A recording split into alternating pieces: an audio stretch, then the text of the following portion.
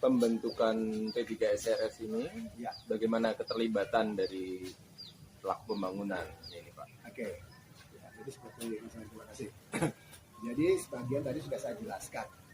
Sesuai dengan ketentuan pasal 75 ayat 1, pembangunan wajib memfasilitasi terbentuknya P3S sebelum berakhirnya masa transisi sebagaimana diatur dalam pasal 2. Nah, sekarang gini, yang perlu kita sampaikan, kita juga harus paham. Yang disebut pemilik itu siapa? Kan gitu pada saat membentuk. Ya, kan tadi sedikit saya singgung sedikit mengenai kedudukannya pelaku pembangunan. Artinya pada saat proses pembentukan P3S kan dia sebagai fasilitator. Ya, pada saat itu dia juga sebagai pengelola sementara. Bukan PPRS sementara, bukan P3S, tapi pengelola sementara. Kemudian kita ini sebagai pemilik, apa yang membuktikan kita sebagai pemilik? Jadi kalau kepemilikan jelas kita mulai beli dengan PPJB. Kenapa harus bertransaksi dengan PPJB? Itu diatur di pasal 43 Undang-Undang 2011. Nah, belum bisa dilaksanakan AJB. Apa syaratnya AJB? Itu diatur di pasal 44 Undang-Undang 2011. Artinya sebuah transaksi AJB itu bisa dilakukan kalau fisik bangunannya selesai, kemudian ada SLF, sertifikat layak fungsi. Artinya bangunan itu boleh difungsikan, bisa sebagai hunian ataupun whatever. Kemudian dilengkapi dengan dokumen kepemilikan. Ya, tadi dokumen kepemilikan SAM Sarusun atau SKPD Sarusun.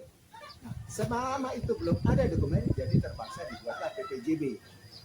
Maka PPJB di pasal 43 disebutkan dalam masa pembangunan dapat dilakukan transaksi jual beli dengan menggunakan perjanjian pengikatan jual beli yang dibuat di hadapan notaris. Nah, ini memang jadi perdebatan waktu saya terlibat dalam penulisan Permen 11. Karena mereka mengatakan dapat boleh pakai tidak. Jadi kita pelajari. Akhirnya kami memanggil ahli tata bahasa, ahli diksi, dan kemudian juga hukum. Jadi kata dapat itu kan mengacu di depannya dari pekerjaan, yaitu tadi jual belinya. Nah, sehingga dengan demikian jual beli ini boleh diizinkan dilakukan untuk memberikan kepastian. Kita sebagai konsumen pasti, wah ini dapat saya sudah beli loh nih, kan gitu.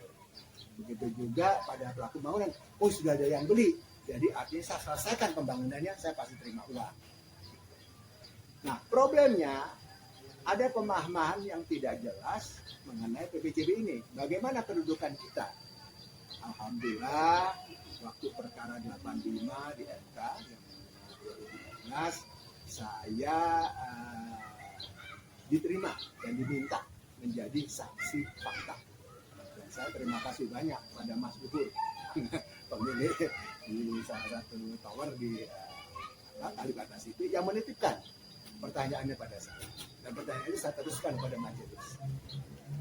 Majelis yang terhormat, saya titipkan pertanyaan dari teman saya. Saya pembeli dengan PPJB. Saya sudah bayar lunas. Saya sudah terima unit. Saya menggunakan unit saya, ada listrik air saya bayar. Cuma problem saya terkendala. Saya disebut dengan penyewa. Apakah saya boleh masuk P3S? Dia menjawab, Bapak sudah melaksanakan semua KWJ Bapak dalam PPJB. Jadi Bapak sudah melunasi apa yang menjadi kewajiban Bapak. Yang belum melunasi dan masih punya piutang adalah penjual, yaitu pelaku pembangunan. Jadi dalam hal ini Bapak berstatus sebagai pemilik. Silakan Bapak bentuk PPJB. Memang terjadi perdebatan. Sudah ada lah kuasa hukumnya dari pihak lain. Kemudian ditantang, Pak silakan kita ada hukum adat, ada hukum perdata. Akhirnya itu menjadi kesimpulan di putusan kita pada pertimbangan butir 313. Sejak itulah makanya kemudian peraturan berikutnya memasukkan, kalau tadi belum ada sertifikat tak bisa satuan rumah susun minimal di bawahnya sudah harus AJB. AJB karena peralihan hak. Karena waktu jadi sertifikat tadi kan ada proses balik nama, itu biasanya nggak cepet gitu. Nah, kalau di NIN 2 nggak ada, oke, Anda tetap boleh untuk P3S dengan dasar tadi PPJB lunas. Lalu PPJB lunas itu apa? Kan gitu. Bagaimana dengan kita yang membeli melalui KPA? KPA itu kan Anda berhutangnya kepada bank. Bank membayar lunas kepada developer. Masa kan seperti itu. Artinya sebetulnya juga Anda punya hak karena sudah selesai. Anda tinggal kewajiban Anda pada bank untuk menyelesaikan.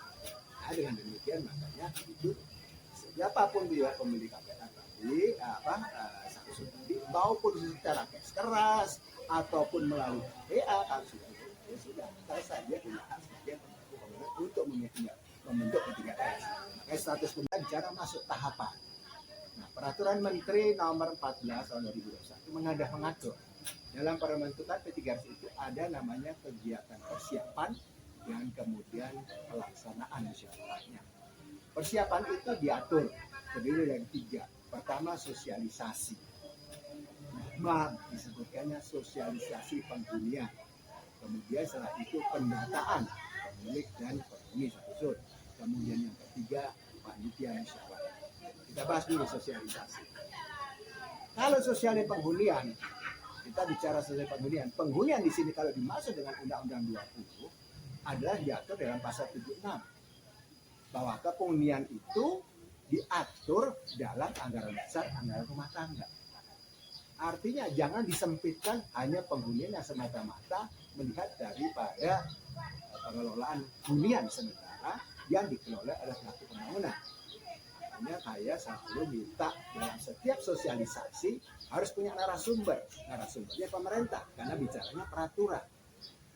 Itulah kemana. Silakan kalau pelaku pembangunan mau panggil konsultan lain silakan. Tapi narasumber yang paling valid menurut saya adalah pemerintah. Mau pemerintah pusat pemerintah yang menguasai. Sehingga terjawablah tidak timbul multitafsir atas semua redaksi daripada peraturan. Oke, itu masuk. Nah, kemudian masuk yang B, yaitu pendataan pemilik dan penghuni. Itu kan secara umum. Kenapa? Karena harus diketahui. Nanti seharusnya pada waktu sosialisasi tadi yang diundang itu semua yang ada di rumah susun itu, baik pemilik, baik penghuni, baik pelaku pembangunan maupun pengelola yang ditunjuk oleh pembangunan. Harinya harus tahu karena supaya tidak terjadi perbedaan dalam pemahaman undang-undang atau peraturannya tadi. Makanya dalam pendataan struktur. Tetapi kita harus tahu bahwa Undang-Undang 20 seperti tadi saya katakan pasal 74 ayat 1 menempatkan pemilik yang punya kewajiban. Artinya dalam pendataan ini fokusnya sebetulnya adalah siapa sih yang punya hak suara.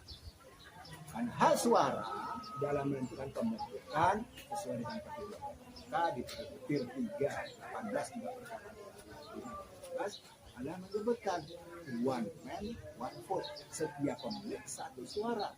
Meskipun dia punya unitnya lebih dari satu.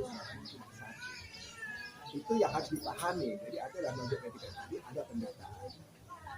Di DKI kemudian memasukkan ketika itu di dalam Pergub 133 dia memasukkan pasal 19. Pasal 19 itu mengatur mengenai adanya tim verifikasi yang tugasnya melakukan verifikasi tadi. Nah di sini kadang-kadang dalam implementasi banyak perbedaan.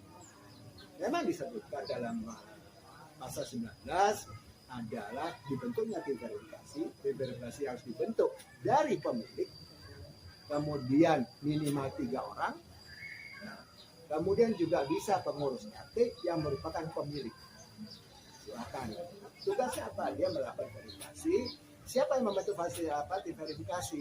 Difasilitasi oleh lurah bersama didampingi oleh dinas dan sudin. Siapa yang bisa itu tadi? Pemilik yang bertempat tinggal di situ. Ya. Jadi, kenapa dikaitkan dengan lurah? Karena ada kewajiban dalam peraturan admin bahwa Samu yang tinggal di situ 1x24 ya wajib lapor pengurus RT. Kalibata City sejak 2018 kita sudah punya pengurus RT. Memang kalau di tempat lain yang belum ada RT-nya, masalah tadi domisili yang melakukan CS dan baru ke lurah atau RT setempat lingkungan dari ke lurah. Tapi di Kalibata City sejak adanya RT yang berperan sebagai ujung tombak mengenai administrasi kependudukan tadi kan. Oke. Terus mekanismenya tadi verifikasi seperti apa? Ya, mohon maaf, jangan diartikan bahwa harus dinaik turun tiap lantai dicek. pelaku pembangunan kenapa diminta itu? Kan waktu itu terjadi penjualan adalah pelaku pembangunan menjual pada pembeli. Artinya dia yang paling tahu secara legalitas administrasinya siapa. Kan gitu. Sehingga makanya dalam tertutup itu pelaku pembangunan wajib mengumumkan daftar pemilih sementara. Kenapa disebutkan pemilih sementara? Karena tadi sudah mengenai regulasi mengenai one man one vote. Tapi andai kata pun tidak, ya sudah, pokoknya diumumin aja dulu. Nah, setelah diumumkan, mapping segala macam, tidak usah berbalik. Pokoknya unit ini punyanya siapa, kan begitu. Diumumkan, tinggal peran partisipasi aktif dari para pemilik kan. Oke, dikasih waktu. Oke, kemudian dia bersurat kepada verifikasi. Pokok nama saya bukan sebagai pemilik unit itu, sekarang saya pemiliknya. Ya, kalau terjadi itu silahkan Anda buktikan pada verifikasi. Apa dokumennya? Kan saya verifikasi kepemilikan berdasarkan dokumen. Dokumennya apa tadi kan? Sertifikat administratif rumah susulan AJB. Nah, seperti itu. Sehingga dengan demikian kita mau coba, namanya kan kita membentuk P3RS. P3RS ini kan kewajiban kepada para pemilik di rumah susun itu. Yang perlu dipahami juga gini, P3RS ini adalah tadi pola pembentukannya dari bawah, dari pemilik naik ke atas, dan kemudian batas lingkupnya apa? Hanya di rumah susun itu. Dan di rumah susun itu bila ada satu tanah bersama ya hanya bisa satu P3RS, nggak bisa dua. Kenapa? Dasar kepemilikan tanahnya bersama tadi. Lalu bagaimana dia sebagai legalitas badan hukum setelah telah dicatatkan misalnya oleh dinas? Itu bagaimana diatur? Itu diatur dari Permendagri nomor 3 tahun 92, delegasikan pada gubernur delegasikan pada dinas. Jadi berbeda dengan perkumpulan kita yang dimana saya maksudnya kita bikin perkumpulan, kita ngatur siapa yang dipimpinannya, lalu kita nyusun anggaran dasar, baru orang lain kita ajak ikut sama kita. Berbeda kalau itu pencatatan perusahaannya di kelurahan. Ya. Ini ada satu yang jadi harus dari bawah. Nah, setelah pendataan tadi namanya dihasilkan oleh diverifikasi namanya daftar pemilih tetap DPT. Nah, inilah sebagai basis data yang nanti siapa yang diundang pada waktu rapat pembentukan panitia musyawarah. Itu yang diundang.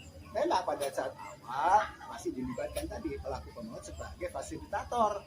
Oke, dia ngerjain. Tapi kalau memang punya inisiatif, kita sudah bersurat. Jadi banyak kasus saya lakukan. Ya tadi kita beracara, bersurat dulu kepada pelaku pembangunan. Kami minta segera difasilitasi pembentukan panitia persiapan untuk rapat penus. Kan begitu. Nanti 2 kali tidak, misalnya kepada dinas, dan dinas karena tidak direspon oleh pelaku pembangunan, maka kami akan melakukan semua secara mandiri. Ya sudah, jalan. Datanya dari mana Pak? Ya mulai dari data kita lah. Kalau tadi kan harusnya pelaku pembangunan yang menyampaikan datanya. Kalau nggak ada ya udah data kita mana? Berapa adanya? Sudah, minta izin pada dinas. Kita umumkan. Oke, beberapa kasus saya alami, diumumkan 2 minggu 14 hari. Hasilnya cuma sekian. Ternyata cuma dapat 25%-nya. Secara konsultasi sama dia. Jadi dinas itu pembina kita. Itu diatur di Permen 14. Diatur bahwa dinas adalah pembina dan pengawas yang pelaksanaan P3RS. Kemudian akhirnya dinas, nggak cukup, tolong tambahin sampai 30 hari. Ya sudah kita lakukan.